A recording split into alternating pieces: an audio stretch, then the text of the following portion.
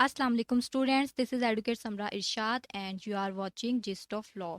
So welcome back to this channel. और अगर आप हमारे चैनल पे नए हैं तो प्लीज़ हमारे चैनल को सब्सक्राइब करें ताकि आपको लॉ से रिलेटेड तमाम जो लेक्चर वीडियोस हैं वो टाइमली मिलती रहें और साथ ही साथ जो लॉ से रिलेटेड तमाम अपडेट्स हैं वो भी आपको टाइमली मिलती रहें। So here we are conducting law gate series. और अपने जो प्रीवियस लेक्चर में हमने डिस्कस किया, हमने स्टार्ट किया था अपने ऑर्डर सीपीसी का जो सिलेबस था, ठीक है, उसके अकॉर्डिंग हमने अपना ऑर्डर 1 जो है वो स्टार्ट किया था। और प्रीवियस लेक्चर में हमने रूल्स डिस्कस किए 1 से लेके 8 तक। और आज जो हमने रूल्स डिस्कस करने हैं वो है 9 से 13 तक। तो जो हमारा आज का लेक्चर है बहुत ही इम्पोर्टेंट है, क्योंकि जो हमारा आज का लेक्चर है ये है मिस जॉइंडर और नॉन जॉइंडर के बारे में। सो स्टार्ट करते हैं हमारा आज का लेक्चर, जो कि है rule 9, miss joinder and non joinder. ये बहुत इम्पोर्टेंट कॉन्सेप्ट है, ठीक है, जिसे समझना बहुत ज़रूरी है कि what is meant by miss joinder and non joinder. अब मिस जॉइंडर क्या है कि अगर एक पार्टी है, ठीक है, उसे गलती से किसी सूट में ज्वाइन कर दिया गया है एज अ पार्टी, जो कि बनती नहीं थी, जो कि ना तो नेसेसरी पार्टी थी और ना ही प्रॉपर पार्टी थी, तो वो आदमी क्या करेगा, वो अदालत के सामने पेश होगा और कहेगा कि जी ये मिस जॉइंडर है, मैं ना तो सूट में नेसेसरी पार्टी हूँ ना ही प्रॉपर पार्टी हूँ, लिहाजा मुझे इस मुकदमे से डिलीट किया जाए, खारिज किया जाए। This is what called miss joinder.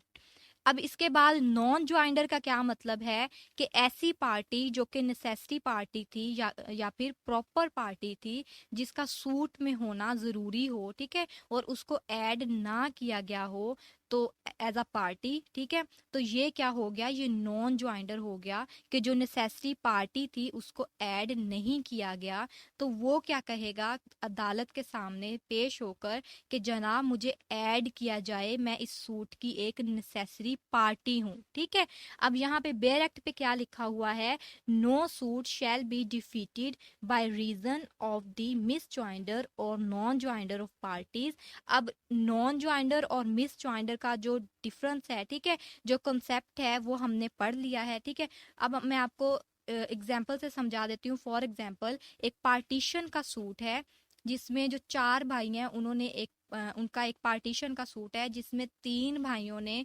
Partition का सूट दायर कर दिया और जो एक भाई था उसको बताया नहीं या उसको पता नहीं, ठीक है, तो उसने जो है वो सूट में एज अ पार्टी जो है उसको शामिल नहीं किया गया। तो ये क्या हो गया, ये मिस जॉइंडर हो गया। अब वो क्या करेगा, वो अदालत आके कहेगा कि जी मैं नेसेसरी पार्टी हूँ, ठीक है, हम 4 भाई हैं, चारों के लिए पार्टीशन का जो है एक सूट है, तो 3 ने कर लिया है और मुझे जो है एज अ पार्टी शामिल नहीं किया गया, मैं मिस ज्वाइंड हूँ, ठीक है, मुझे ज्वाइन कराया जाए, ठीक है। तो इसको हम क्या कहेंगे, इसको हम कहेंगे कि ये जी नॉन ज्वाइंडर है। इसके लिए जो है वो एक एप्लीकेशन दी जाती है जो कि हम आगे जाके पढ़ेंगे। लेकिन यहाँ पे रूल 9 हमें ये बता रहा है कि no suit shall be defeated by reason of the misjoinder और नॉन ज्वाइंडर ऑफ पार्टीज, कि अगर किसी सूट में कोई मिस ज्वाइन हो जाता है, कोई पर्सन गलती से ज्वाइन हो जाता है, या फिर नॉन ज्वाइंडर मतलब जिसको ऐड करना था वो ऐड नहीं होता एज अ पार्टी, तो इस चीज की वजह से जो केस है वो डिफीट नहीं किया जाएगा।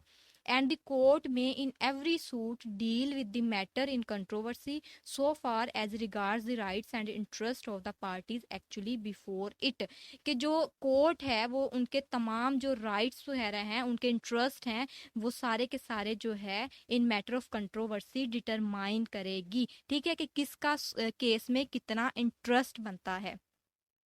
अब मेन डिफरेंस क्या आ गया मिस ज्वाइंडर और नॉन ज्वाइंडर में, कि मिस ज्वाइंडर क्या है कि किसी गलत बंदे को ज्वाइन करा देना एज अ पार्टी, ठीक है, जो कि नेसेसरी पार्टी नहीं थी, और नॉन ज्वाइंडर किसी नेसेसरी बंदे को ज्वाइन ना कराना कि जिसका एज अ पार्टी केस के अंदर ज्वाइन करना जरूरी था, ठीक है। ये हो गया मिस ज्वाइंडर और नॉन ज्वाइंडर। और अगर ऐसे हो भी जाता है किसी केस में, किसी सूट में, देन रूल 9 क्या कह रहा है कि इसकी वजह से जो सूट है उस पर कोई असर नहीं पड़ेगा, उस सूट को रोका नहीं जाएगा, बल्कि इसका आगे सोल्यूशन बताया गया है। अब इसका सोल्यूशन क्या है वो दिया गया है ऑर्डर 1 रूल 10 में,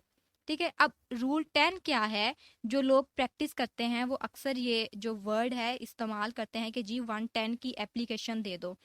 अब 110 की एप्लीकेशन क्या है कि अगर मिस जॉइंडर हो गया, मतलब कि गलती से कोई पर्सन सूट के अंदर एज अ पार्टी बन गया है, या फिर नॉन जॉइंडर हो गया, मतलब कि कोई ऐसा पर्सन जो नेसेसरी पार्टी था उसको सूट में ऐड नहीं किया गया, तो ये जो मिस जॉइंडर है, ठीक है, जो गलती से पार्टी बन गया है, और जो नॉन जॉइंडर है जो पार्टी नहीं बन सका जो कि नेसेसरी था, ये दोनों क्या करेंगे, वो 110 की दरख्वास्त देंगे अदालत के सामने रूल 10 के तहत। ठीक है,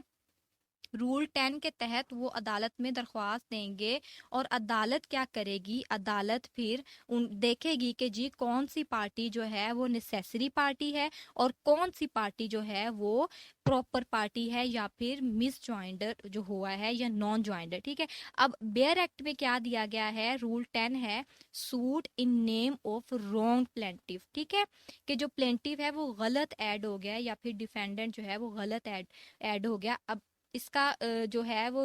रूल 1 का सब क्लोज 1 क्या है, वो है where a suit has been instituted in the name of wrong person as plaintiff, कि जहाँ पे प्लेंटिव जो है वो रॉन्गली ऐड हो गया है, एंड और where it is doubtful whether it has been instituted in the name of the right plaintiff. ठीक है, या जहाँ पे डाउट हो कि क्या ये पर्सन सही प्लेंटिव है या नहीं। ठीक है, और आगे दिया गया है if satisfied that the suit has been instituted through a bona fide mistake, या फिर ये पता चल जाए कि जी जानबूझकर केस के अंदर जो है वो गलती की गई है,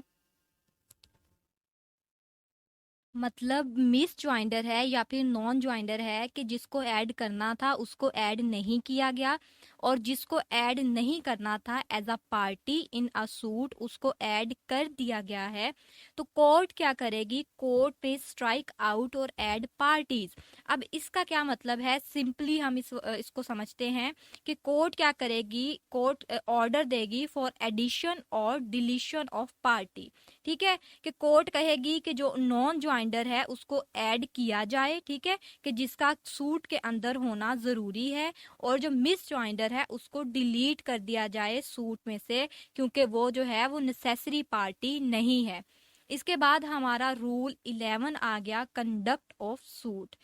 इसमें क्या बताया गया है कि द कोर्ट में give the conduct of the suit to such person as it deems proper. अब इसका क्या मतलब है कि जो सूट की डिटेल्स होंगी कि इसको कंडक्ट कैसे करना है, कौन विटनेस बुलाएगा या फिर कौन एविडेंस रिकॉर्ड करेगा, ये सारा जो प्रोसीजर है ये कोर्ट खुद तय करेगी, खुद से डिटरमन करेगी कि उसका जो कंडक्ट है सूट का वो कैसा होना चाहिए, उसको कैसे कंडक्ट किया जाएगा।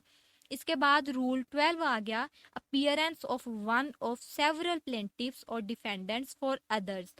कि अगर किसी सूट में प्लेंटिफ या डिफेंडेंट एक या एक से ज्यादा है, जैसे कि हमने अपने प्रीवियस लेक्चर्स में पढ़ा है कि अगर कोई प्लेंटिफ है वो ज्वाइंटली मतलब एज अ पार्टी वहां पे है सूट के अंदर, या फिर डिफेंडेंट जो है वो ज्वाइंटली डिफेंडेंट्स है, देन क्या होगा, उन सब में से कोई एक person as a behalf of others, ठीक है, बाकियों के बिहाफ पे कोर्ट के सामने पेश हो सकता है, जो है वहां पे जाके उनका जो एक कॉन्सेप्ट है, ठीक है, जो इनको उनका कन्फ्लिक्ट है वो जाके बयान कर सकता है दूसरों के बिहाफ पे, और जो दूसरे हैं वो क्या कहेंगे कि जी जो कोर्ट का फैसला होगा वो हमें मंजूर होगा, और अपने बिहाफ पे किसी एक पर्सन को जो है वो आगे कोर्ट में भेज सकते हैं। इसके बाद हमारा जो आखिरी रूल है ऑर्डर 1 का, वो है रूल 13। रूल 13 के में क्या बताया गया है, objections as to non joinder और मिस ज्वाइंडर। अब इसका क्या मतलब है कि अगर कोई शख्स, जैसे कि हमने पढ़ा कि मिस ज्वाइंडर हो गया या फिर नॉन ज्वाइंडर हो गया, तो जो आपने 110 की दरख्वास्त देनी है, ये काम आपने कैसे करना है, आपको रूल 13 बता रहा है कि ये आपने दरख्वास्त देनी है at the earliest possible opportunity, कि जैसे ही आपको पता चले, जब आपने ऑब्जेक्शन करना है नॉन ज्वाइंडर पे या फिर मिस ज्वाइंडर पे, तो आपने अर्लीस्ट पॉसिबल अपॉर्चुनिटी पे 110 की जो है वो एप्लीकेशन देनी है कि जी फलां बंदे को जो है केस सूट से रिमूव किया जाए, या फिर फलां बंदे को as a necessary party suit के अंदर ऐड कर दिया जाए। इस मकसद के लिए जो है रूल 13 हमें तमाम प्रोसीजर बता रहा है कि आपने at the earliest possible opportunity अपनी जो है दरख्वास्त जमा करानी है, उसमें डिले नहीं करना। और अगर उस पर डिले हो भी जाता है रूल 13 के अकॉर्डिंग, जो पार्टीज हैं वो at at this earliest possible opportunity दरख्वास्त जमा नहीं कराते, तो अगर कोर्ट उनकी नॉन ज्वाइंडर या मिस ज्वाइंडर की दरख्वास्त रिजेक्ट कर देती है, तो तब क्या होगा, उस पर्सन के पास रेमेडी है रिवीजन की, कि वो हायर कोर्ट में जाके रिवीजन के लिए जो है वो दायर कर सकता है कि जी इस मुकदमे में जो कोर्ट ने मेरी जो एप्लीकेशन है रिजेक्ट कर दी है नॉन ज्वाइंडर की या मिस ज्वाइंडर की, तो आप काइंडली इस पे रिवीजन करें और फलां जो पार्टी है उसको ऐड किया जाए as a necessary party.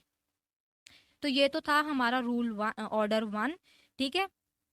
Order 1 में कम्प्लीटली जो बताया गया है पार्टीज ऑफ सूट के बारे में, उसमें ओवरऑल मैंने आपको कम्प्लीटली सारा बता दिया है। सारे हमने रूल्स जो हैं 1 से लेके 13 तक डिस्कस कर लिए हैं कि पार्टीज टू सूट, इसमें तमाम प्रोसीजर बताया गया है। पार्टीज कौन कौन होंगी, प्लेंटिफ कौन है, डिफेंडेंट कौन है, क्या ज्वाइंट डिफेंडेंट हो सकते हैं, ज्वाइंट प्लेंटिफ हो सकते हैं, और अगर कोई मिस ज्वाइंडर हो गया है, कोई गलती से ऐड हो गया तब क्या होगा, और अगर जो है नेसेसरी पार्टी मिस हो गई है, नॉन ज्वाइंडर हो गया है, ठीक है, देन क्या होगा, 110 की एप्लीकेशन क्या है, ठीक है, जो ऑब्जेक्शन है मिस ज्वाइंडर का या नॉन ज्वाइंडर का वो आपने कैसे देना है। तो ये तो हमारा हो गया ऑर्डर 1। ठीक है, तो अब जो लोग ऐड के स्टूडेंट्स हैं उन्होंने ध्यान से जो स्क्रीन पे नोट्स नजर आ रहे हैं उनमें जो इंपॉर्टेंट एमसीक्यूज हैं उनको हाईलाइट किया गया है, उनको आपने गौर से पढ़ना है। और जो एलएलबी के स्टूडेंट्स हैं उन्होंने जो 110 की एप्लीकेशन है उसमें जो मिस ज्वाइंडर, नॉन ज्वाइंडर और एडिशन और डिलीशन का जो कॉन्सेप्ट है वो उन्होंने अच्छे से याद करना है और अपने एग्जाम्स की तैयारी करनी है। Thank you so much, stay tuned.